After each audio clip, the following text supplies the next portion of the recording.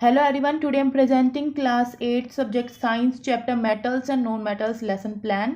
और आज हमारा टॉपिक है केमिकल प्रॉपर्टीज़। इससे पहले मैंने वीडियो बनाई थी जिसमें केमिकल प्रॉपर्टीज़ पार्ट 1 था, जहाँ पे मेटल्स और नॉन मेटल्स की रिएक्शन थी विद ऑक्सीजन एंड वाटर, तो उसको लेके एक लेसन प्लान बताया था। और यहाँ पे होगी मेटल्स और नॉन मेटल की reaction with acids and base. तो उसको लेके आप कैसे ये टॉपिक क्लास में पढ़ा सकते हैं, ये रिएक्शन कैसे बता सकते हैं, उसको लेके आप कैसे एक लेसन प्लान बना सकते हैं, ये मैं वीडियो में आपको बताऊंगी। तो सबसे पहले जब भी आप एक लेसन प्लान बनाते हो, सबसे पहले आती है ब्लैक बोर्ड एंट्रीज। उसके लिए आप एक ब्लैक चार्ट पेपर अपनी कॉपी पे पेस्ट कर लेंगे इस तरीके से जैसे पेस्ट है। फिर यहाँ पे होगा हमारा बेसिक डिटेल्स, हम उसमें फिल करेंगे, जिसमें होगा subject, topic, sub topic, date, period, duration, class, section और कितने बच्चे प्रेजेंट है, जिससे कि ओवरऑल पता चल जाए अटेंडेंस का। उसके बाद आते हैं स्पेसिफिक ऑब्जेक्टिव्स, यानी वो ऑब्जेक्टिव जो हम क्लास में जाने से पहले अपने टॉपिक के रिगार्डिंग बना के चलते हैं, क्योंकि जब भी आप कोई काम करते हैं तो उसके पीछे आपका कोई ना कोई ऑब्जेक्टिव होता है। सिमिलरली जब आप क्लास में कोई टॉपिक पढ़ाने जाते हैं तो उसको लेके भी आपके कोई ना कोई ऑब्जेक्टिव ज़रूर होते हैं। तो ये ऑब्जेक्टिव है, जैसे नॉलेज का एक ऑब्जेक्टिव है, अंडरस्टैंडिंग के 2 ऑब्जेक्टिव लिखे हुए हैं, एप्लीकेशन का एक ऑब्जेक्टिव लिखा हुआ है। तो इस तरह इन डोमेन्स में आपको ऑब्जेक्टिव लिखने होते हैं। ये आप मैक्सिमम 5 लिख सकते हैं और मिनिमम 3 लिख सकते हैं। जैसे फर्स्ट है हमारा नॉलेज को लेके, टू रिकॉल सोर्सेज ऑफ सब common acids and bases. Second है understanding, student will be able to explain the reaction of metal and non metal with acids. Student will be able to describe reaction of metals and non metal with bases. Third application को लेके है, student will be able to select the appropriate metals and non metals for daily use. उसके बाद हमारे आ जाते हैं teaching ads, यानी कि वो मटेरियल जो हमारे नॉर्मल टीचिंग लर्निंग प्रोसेस को सप्लीमेंट करते हो, उसे और इंटरेक्टिंग, इंगेजिंग और इफेक्टिव बनाते हो, ताकि बच्चों का पार्टिसिपेशन ज़्यादा से ज़्यादा हो क्लास में और उनकी लर्निंग भी अच्छी हो।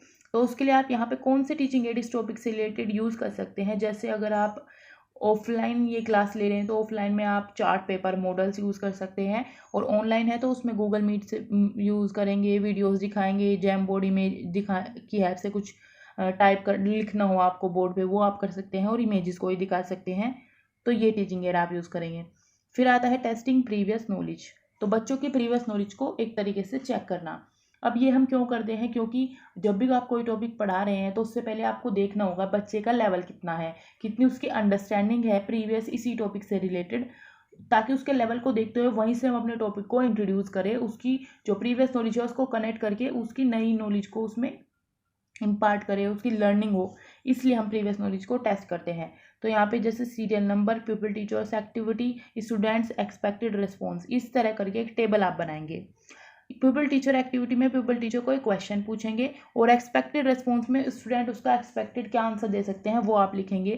क्योंकि हमें एग्जैक्ट नहीं पता वो क्या आंसर देंगे, तो हम एक एक्सपेक्टेड रिस्पॉन्स ही लिखेंगे। तो जैसे फर्स्ट क्वेश्चन है, do you like lemon pickle, तो students answer according to their choices, कोई यस बोलेगा, कोई नो बोलेगा। सेकंड है, in which containers we generally store lemon pickle, तो जो लेमन पिकल है वो हम ग्लास में या फिर प्लास्टिक जार्स में ही स्टोर करते हैं। ये सभी बच्चे बता सकते हैं इजीली।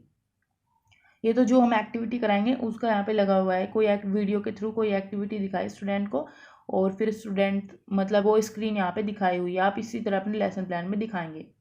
थर्ड पे आते हैं, have you seen lemon pickle stored in aluminium और एनी अदर मेटल जार्स, तो बच्चे आंसर देंगे नो, क्योंकि वो स्टोर नहीं होता है ऐसे।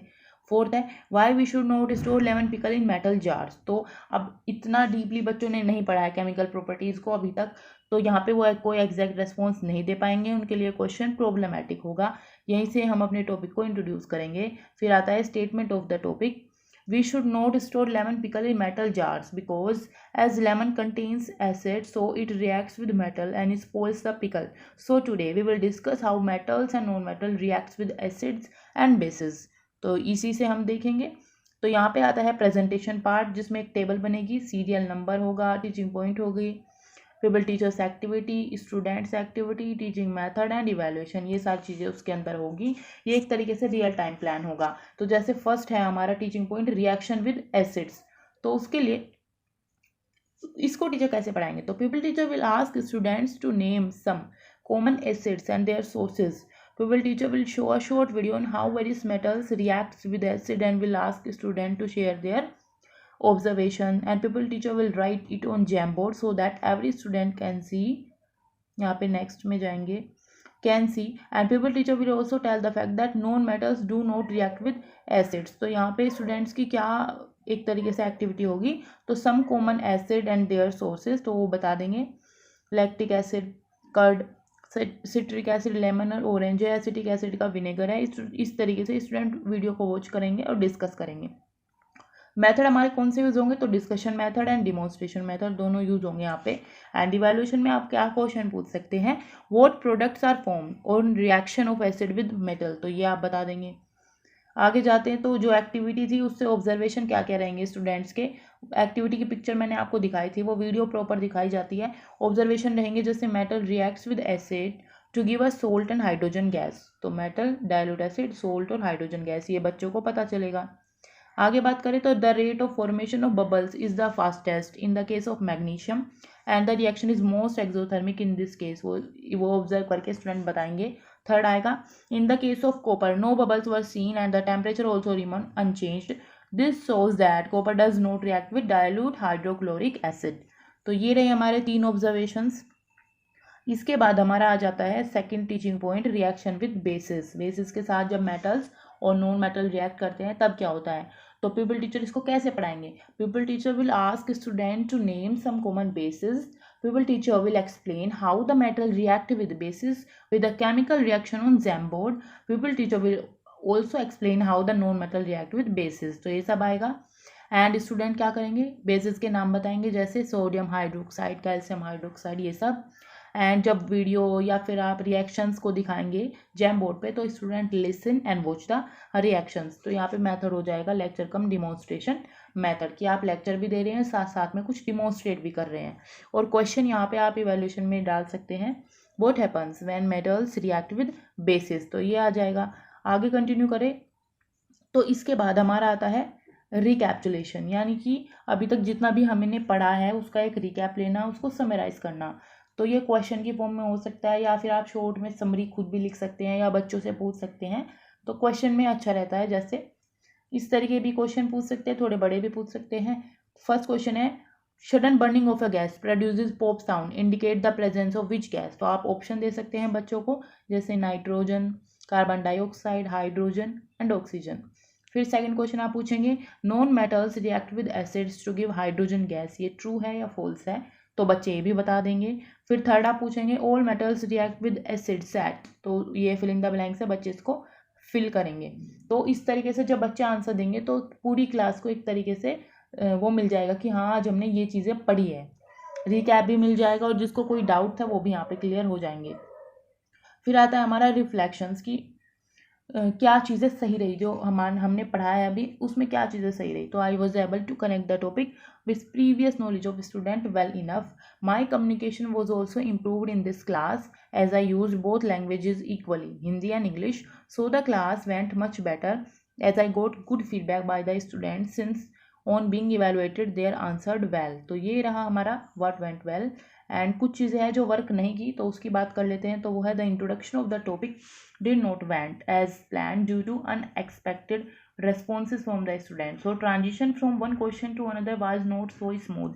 तो यही होता है जब आप मतलब कभी भी आप पूरा सेट करके प्लान बना के जाते हैं, तो कभी कभी ऐसा होता है कि वो जो एक्सपेक्टेड हम रेस्पॉन्स लिखते हैं वो रेस्पॉन्स नहीं आते स्टूडेंट की तरफ से, बट आपको क्या है अपने प्लान वे में चलना है, तो कहीं ना कहीं यहाँ पे हो जाता है, थोड़ी सी डिफिकल्टी आपको आ जाती है। अब take away from the class, हमने क्लास से क्या सीखा उसकी बात कर ले, तो उसमें आप लिख सकते हैं इस तरीके से, I need to work in the introduction of topic as introduction of any topic is a very crucial point as it develops the interest among students to learn something new in that particular session.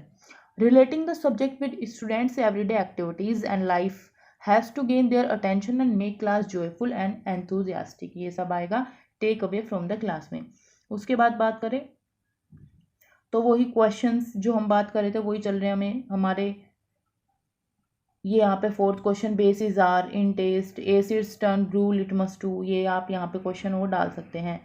फिर आता है हमारा learning extension, यानी कि homework, जिसमें हम बच्चों की लर्निंग को एक्सटेंड करते हैं आउटसाइड द क्लासरूम। तो लर्निंग एक्सटेंशन की बात करें, इसमें आप कोई असाइनमेंट बच्चों को दे सकते हैं या कोई क्वेश्चन दे सकते हैं जिसको बच्चे घर से करके लेके आएंगे।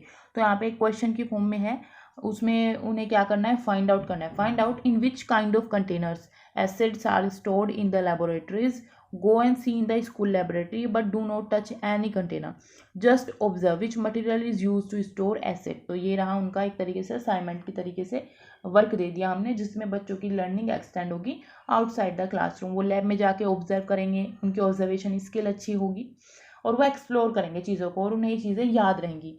इसके बाद आता है टीचर्स रिमार्क, और यहाँ पे हमारा लेसन प्लान की वीडियो कंप्लीट होती है। अगर आपको वीडियो अच्छी लगी हो तो इसको लाइक करें, शेयर करें और चैनल को सब्सक्राइब करें। अगर आपको और वीडियोस देखनी है लेसन प्लान से रिलेटेड, या फिर आपको BEd DLEd कोर्स में प्रैक्टिकल फाइल्स असाइनमेंट से रिलेटेड वीडियोस देखनी है, तो आप चैनल पे जाके प्लेलिस्ट में भी देख सकते हैं, या फिर आप वीडियो के डिस्क्रिप्शन में लिंक्स है वहाँ पे भी जाके देख सकते हैं। Thanks for watching.